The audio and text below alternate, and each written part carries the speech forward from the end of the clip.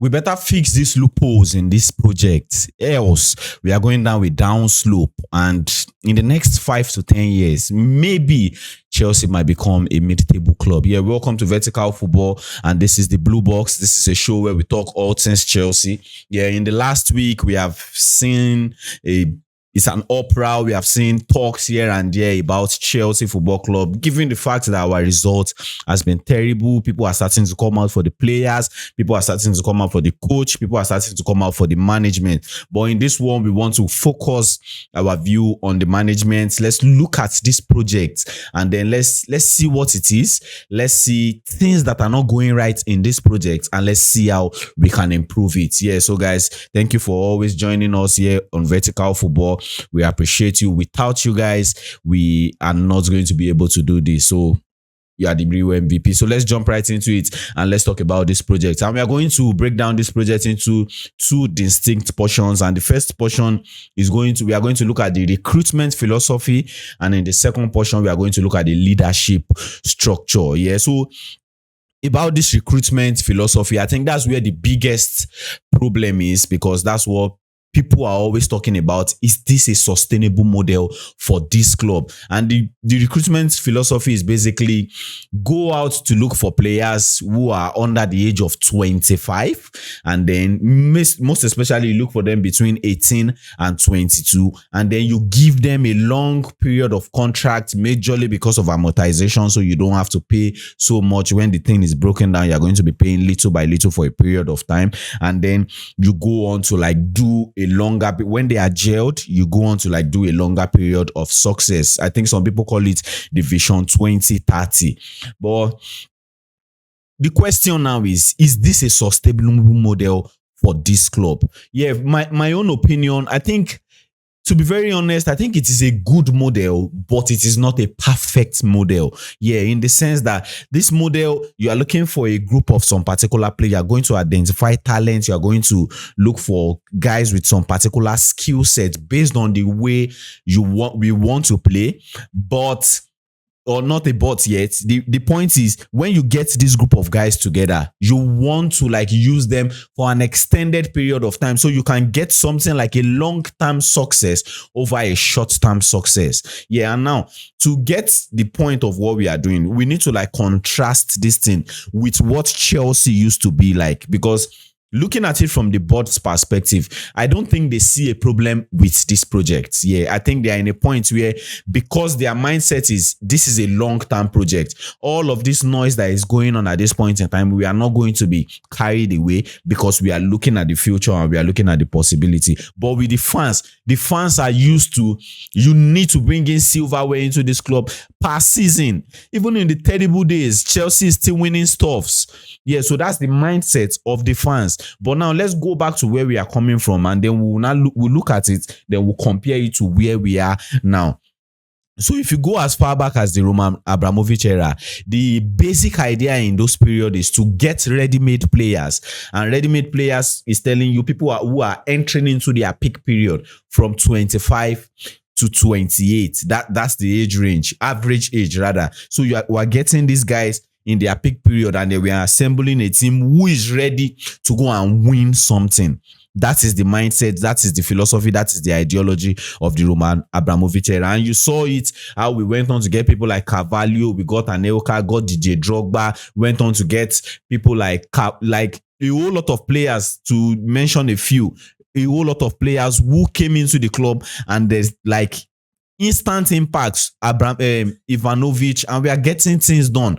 I think you look at that model and you're like, okay, yes, this is going to be a working model. This is a model that can bring you the success that made us what we are. That's what brought us the success that made Chelsea become what we are now. But you want to look at that, you want to look at that era, and you want to look at the balance in that era, because we can all get lost in the fact that, that is what Chelsea got. No, that's not basically what Chelsea got. You look at those eras and you're looking at as much as we are signing players who are in their peak period or who are just getting into their peak period, we still also leverage on signing young talents. Yes, and you when I was doing my research, I collated a whole long list of names, but I'm just going to name a few to like show you that during this period we got names that are very young, and you find out these guys contributed to the success of the team. Yeah, you look at it. We got people like Arjen Robben. He stayed for 3 years. Got Peter Cech, who eventually became a legendary player for the club and even for the league itself. Arguably the best goalkeeper in the league. Yeah, the best goalkeeper in the league history, most clean sheets, a whole lot of things like that. 15 goals conceded in a season. I think you are looking at it. Everybody just come around and say, "Oh, we got Peter Cech," and you are not going back to the onset of this. We got this guy when he was 22 years. And he fits into the team perfectly and went on to have a very incredible run. You look at people like Essien, we got him at 22, Kalu 20, Mikel Obi at 19, Nemanja Matic 20, Sturridge 19, David Luiz 23, Hazard, Oscar 20, 21, Aspilicueta to a long list of these. So as much as these guys are getting peak level players, we are also integrating it with young players who are very important in the team. That is one level of flexibility. And another thing that you look at in Roman Abramovich era is the leadership. And we will not get there. Let me just keep that aside because we are going to use that in the leadership structure. Now look at this one that we are building now under the Bluco era. I think one of the major problem here is the flexibility. We are not flexible in this system. This system is a good system. It is not a perfect system in the sense that there are no flexibilities in it. And when you have things where they are just one-way rotary, you always know that it's headed for destruction. Yeah, most of the time, though sometimes dog-headedness can lead you to extreme success that you will find out like, geez, how did this guy do these things? But most of the time, when you are dog-headed and you still cannot see the loopholes in these things, you are headed for destruction. One thing that I see as a problem here is flexibility. When you are getting young players, when you are getting young squad, you need to bring a balance of having the normal average level, not average level, experienced guy. Yeah, that's the perfect word. Experienced guy to be able to bring balance and experience into this young squad. And speaking about this, I think we lack that. But when they came into the club, we saw a glimpse of it, and that's why I used to be a very big advocate for. I'm still a big advocate for Todd Boehly taking total charge instead of Eghbali, because when Todd Boehly was the sporting director, basically he was like in charge of the whole thing. You look at these transfers that this guy made. As much as we saw young players, there was still a blend of young players and matured players. He brought in the young players, brought in Mudryk, brought in Badiashile, brought in Gusto, brought in Enzo Fernandez, and the likes Santos, the likes like that, Fofana. And then you look at the other experienced guys that he got. He got Sterling, he got Koulibaly, got Aubameyang, Cucurella, Joao Felix. These are a blend of the young generation and also experienced guys. And I think that should have been the perfect model for us when it comes to recruitment. That should have been the perfect model for Chelsea. And one issue I just had with Todd Boehly was, as much as he got the mental part right, in the sense that we need the young players and then we need the experienced guy, he didn't have the right vision for recruitment, because all of the experienced guys that he got, aside for Cucurella, because I think Cucurella should be around either 24 or 25 when we got him to the club. Only Cucurella worked. Koulibaly did not work. Raheem Sterling did not work. Aubameyang did not work. Joao Felix did not work. So I think he had the vision, he had the mindset, but identification of the right players was the problem with him. So I think coming into that part, the best way to solve that was to find a mix between young players and then experienced player. And another loophole that now we have in this recruitment philosophy is, now according to how I put it down here, I said we are going to be trading current quality for future potential. And what do I mean? Trading current quality for future potential. That's basically what Chelsea is doing at this point in time. And I think that's one of the problem of the recruitment philosophy. That's one of the problem of the system, in the sense that you have somebody, and I'm going to use somebody like Enzo Fernandez and as an example to like bring a light into what I'm saying. You have somebody like Enzo Fernandez who you got at 22, and you know this guy is a future potential. He has a very high ceiling. He has the capacity to go on to become one of the best in his position in world football. And then you get to situations where he's developing and he has done 2 years and 3 years into his contract. Now you are getting approaches from clubs like Real Madrid, from PSG, from maybe one of the best clubs in Europe. And you are looking like, oh, now we are looking at our PSR, we are looking at profit, how can we make money and all of these things. And these people are starting to bring in very crazy offer for this guy. Now you decide, let's say, okay, let's assume that you decide to sell this player. When you sell this player, because of the mindset of the philosophy that the club has, which is getting future potential, you are selling a very quality player for the club in the person of Enzo Fernandez. You will now go on to go and identify a 19-year-old player and then bring him into the club. Now you have brought in Enzo Fernandez, you have raised the quality, now you are selling him, and now you are reducing the quality, and then you are bringing something.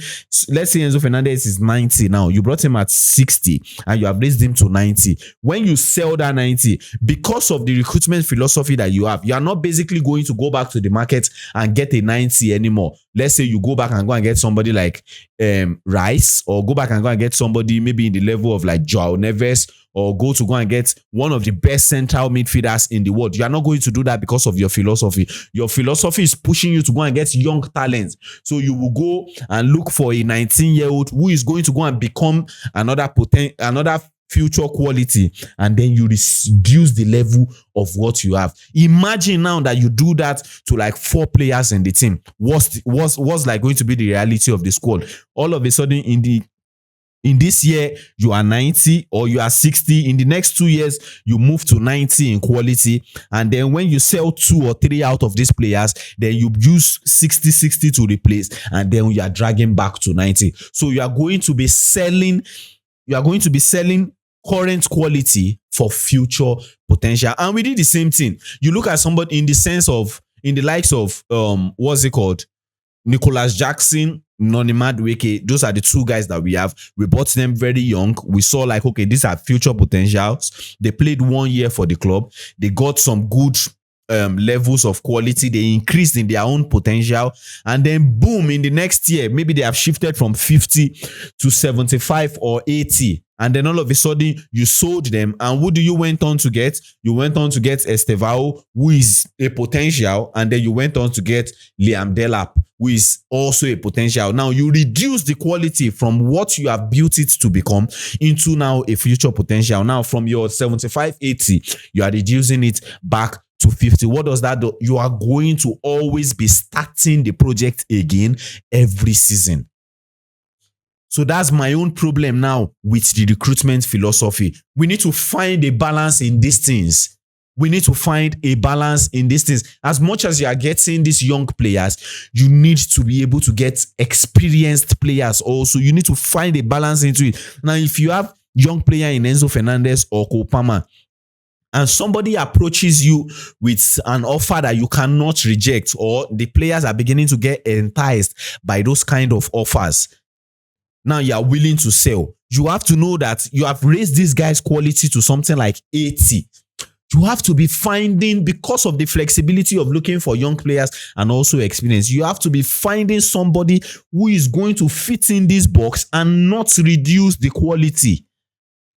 I think that should be the best solution for us at this club when it comes to recruitment, which is something that we are suffering for badly. It's something that we are suffering for badly. You're looking at our defense. Oh, you went to get Badiashile. You went to get, what's it called? You went to get Disasi. These guys did not work, or they are not working rather, because they are still a player of the club. And then what are you doing? You are going back to go and get Mamadou Sarr. You are going back to go and say, oh, you are not going to sell Mino. You are bringing these guys back. What if they do not work? You did not better the position. You just replace the individual. So that's my own problem with the recruitment. And I think that leads us now into the leadership structure. Now, let's discuss about the leadership structure. For the leadership structure, I think let's define the leadership structure before we start stating out opinions. The leadership structure at Chelsea is based on the hierarchy, the board. We are talking about Eghbali and I think one other guy, and then Todd Boehly. These guys are the boards that makes the decision for the club, and then he extends that out to the sporting director. They are in charge of the technical or the tactical profile of the squad, or let's break that down, the way they want the squad to play, and also identifying players who will fit into the way they want to play. And also they look at the age limits and then they negotiate for the contract. Those are the leadership of the squad. Now, let's contrast again like we did for the first one. You go back in time and you look at Chelsea and you go back to the Abramovich era, because it's better you compare apples to apples. Don't go to other clubs and then you start comparing models. We might lose the picture. Now, let's come back to the Chelsea, because the fans and the board are the major problem here. The board feel like they are doing something right.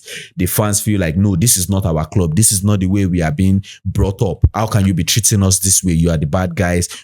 And just let's avoid the long talk. Let's go back to Abramovich's era. In Abramovich's era, the way leadership work is a sole leadership, in the sense that Abramovich makes the decision. You know, like we have seen news, we have heard stories from other guys.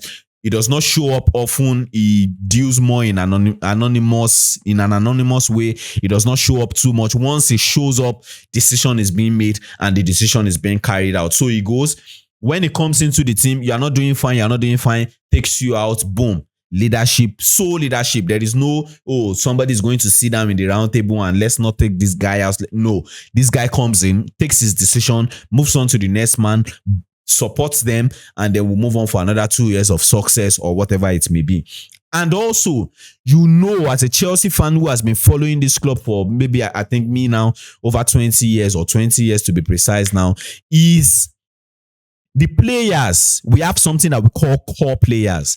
And these core players, majorly, the way it started, are the spine of the team.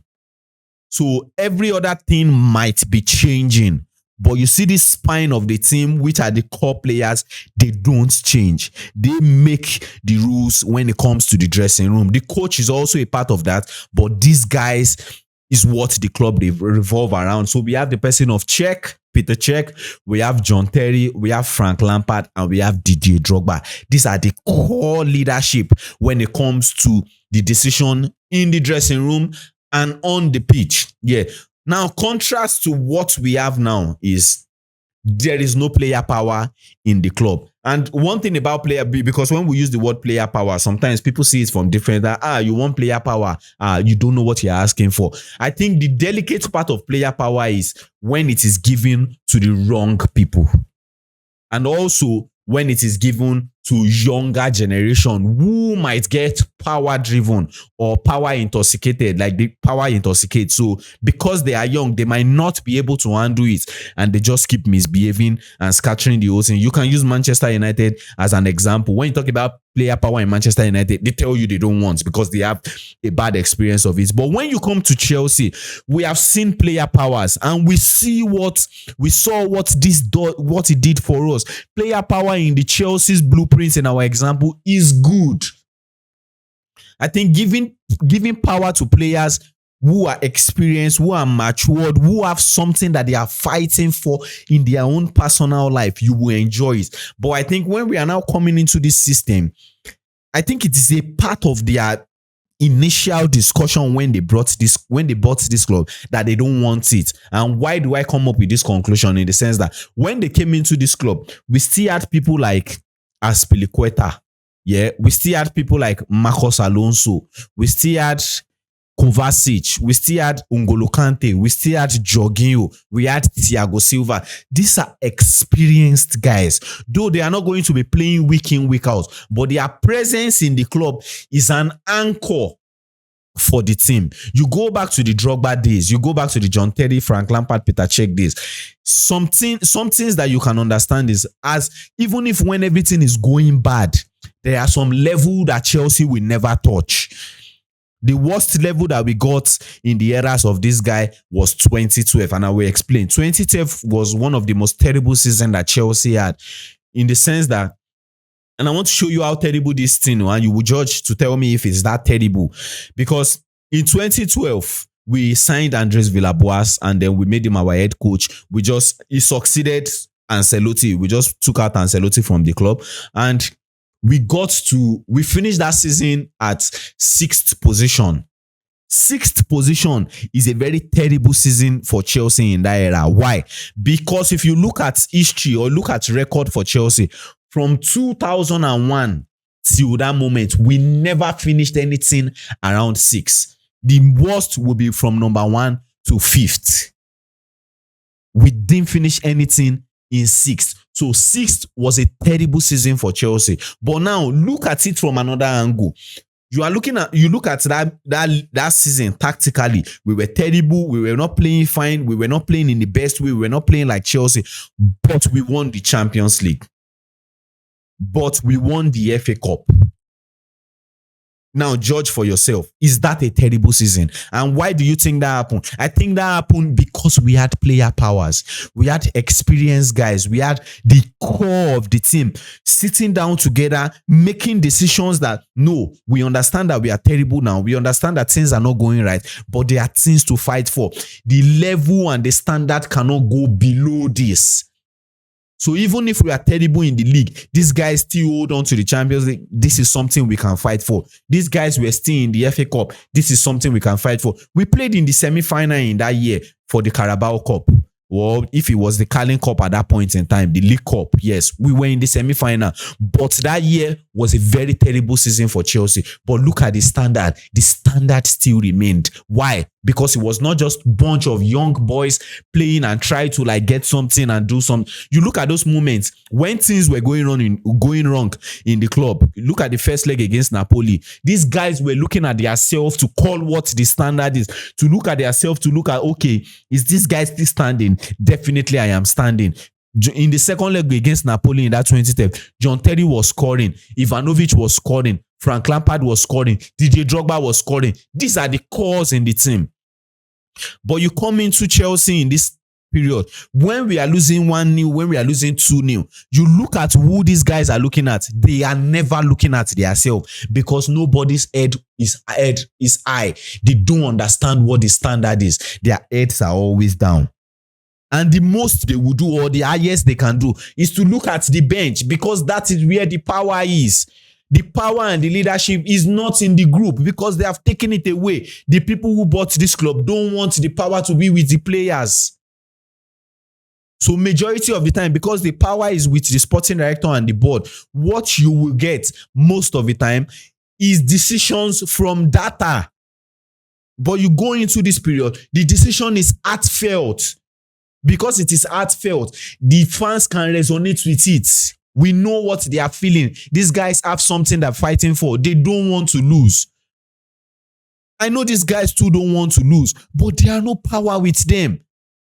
Who takes the blame? Not the players. It's the leadership that will take the blame. But when you go in these players, these guys know that when things go wrong, they are responsible for it. They will chest it. Mourinho is not coming out to come and defend you. Mourinho will lash you out. So these guys take responsibility so that they don't get to a point where Mourinho lash them out. But when they come into this era, they are a group of young boys. The coach will chest the blame for them.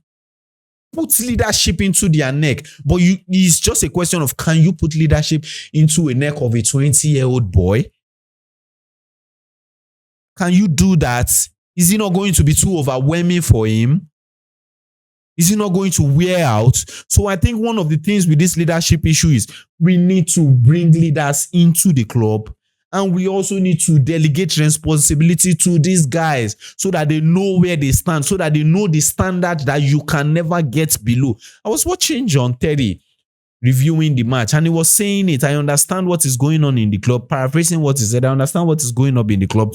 But as Chelsea, you don't lose 8-2 in 2 rounds. He is not a player of the club, but the standard still remains in his brain.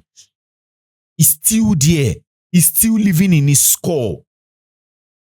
So to wrap up this whole thing, I think firstly, we need to find a balance in this project. I believe in the project. I support this project.